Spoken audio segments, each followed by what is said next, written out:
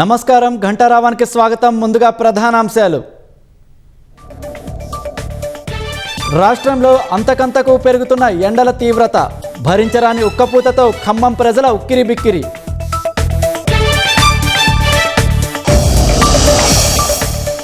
ధాన్యం కొనుగోళ్లలో జాప్యంపై అన్నదాతల కన్నెర్ర, ఇంకెన్నాళ్లు సాగదీస్తారంటూ రహదారులపై ఆందోళనలు.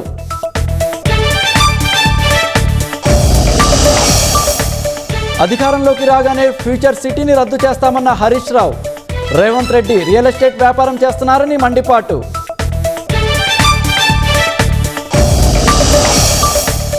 టెలివిజన్ నటి త్విషా శర్మ కేసు దర్యాప్తు సిబిఐకి అప్పగింత, మళ్లీ శవ పరీక్ష చేయాలని మధ్యప్రదేశ్ హైకోర్టు ఆదేశాలు.